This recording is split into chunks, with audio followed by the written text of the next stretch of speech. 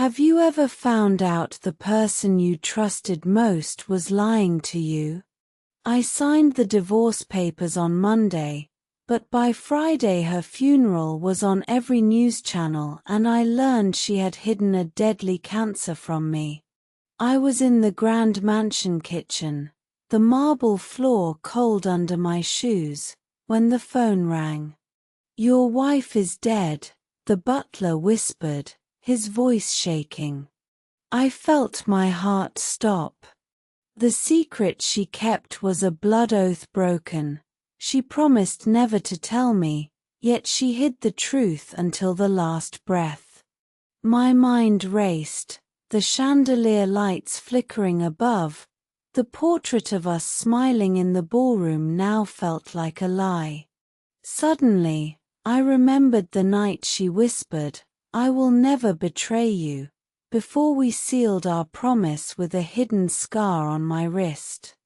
I am alone in the library, the estate silent, and I wonder how I could have missed the signs.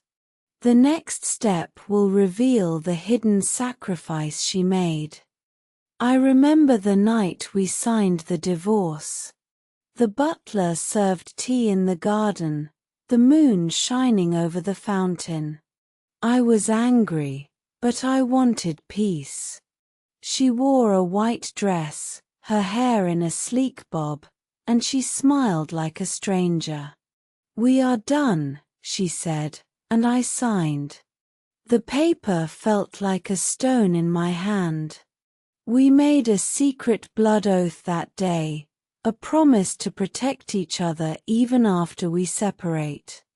I cut my wrist with a tiny blade, a tiny scar hidden under my cuff. She promised to keep my secret, my family fortune, and my name safe. The next morning, we walked through the estate wing, past the portrait of my grandfather, and she whispered, "I will never reveal the truth."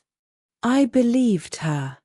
Weeks later, I found a note in the library, "Do not trust the doctor, the cure is hidden." I ignored it, thinking it was a joke. Then the news announced her death from cancer. I felt the weight of my mistake, the regret crushing my chest. I walked to the ballroom, the chandeliers bright, and asked the butler, "Did she ever tell anyone?" He shook his head. I realized I had broken the oath without knowing it. The garden outside felt cold, and a single rose fell on the marble path, a sign of what was to come. After the funeral, I stayed in the mansion alone.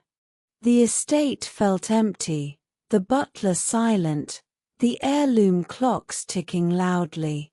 I entered the master bedroom and found a hidden drawer in the nightstand. Inside was a small bottle, a note, and a photo of her in a hospital gown. The note read, "Do not tell Raphael, I will die alone so you can live free. The oath is broken, but my love remains." My hands trembled. I called the doctor, but the line was dead. I ran to the library, searching the shelves for any clue. I found a medical journal hidden behind a portrait of my great-grandfather. It described a rare cancer that could be cured if caught early. I felt betrayed by my own love. I remembered the night we made the oath, the scar on my wrist, and the promise to hide the truth. I realized she had hidden the cure to protect me from the danger of a powerful enemy who wanted my fortune. The enemy was the family lawyer, who had threatened to take everything if I left. She chose to keep me safe, even if it meant her death. I felt a deep grief and a sudden anger. I walked to the ballroom, the chandelier reflecting my tears, and shouted, "Who did you protect?" The butler whispered, Your wife gave her life for you, but the oath was broken by fear. I felt the weight of my regret, and I vowed to find the truth and honor her sacrifice. The next day, I called the police. The detective arrived, wearing a badge and a serious face.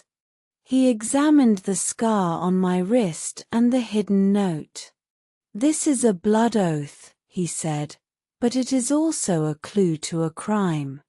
He led me to the estate's hidden wing, where a secret lab was built under the garden. Inside, I saw vials of medicine, a ledger of payments, and a name, Dr. Karim. He was the doctor who treated my wife. I confronted him in the lab. "Why did you hide the cure?" I asked, my voice shaking. He sighed. "Your wife asked me to hide it. The lawyer wanted the cure to control you. She chose to die so you would not fall into his trap." The detective nodded. "She saved you from a larger betrayal." I felt tears fall onto the marble floor. The butler entered, holding a sealed envelope. Inside was a final letter from my wife. She wrote, "I love you, Raphael. I broke the oath because I could not watch you suffer. Use the cure to help others. My death was my sacrifice." I realized the true meaning of regret, not the loss, but the missed chance to understand love. I promised to use the cure, to honor her memory, and to protect the estate from the greedy lawyer. The chandelier above flickered one last time, and I felt a calm resolve. I walked out of the mansion, the sunrise painting the garden gold, ready to start a new chapter. In the end, I learned that regret can teach us to listen deeper. My wife's hidden sacrifice saved my future and many lives. I kept the promise she made, not by hiding the truth, but by sharing the cure with those in need.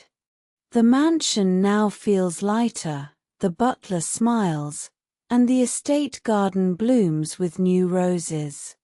The lesson is clear: love is not only words, but actions that protect even when we cannot see them. When we trust, we must also ask, and when we learn, we grow. Thank you for listening, and keep practicing English with stories that touch the heart.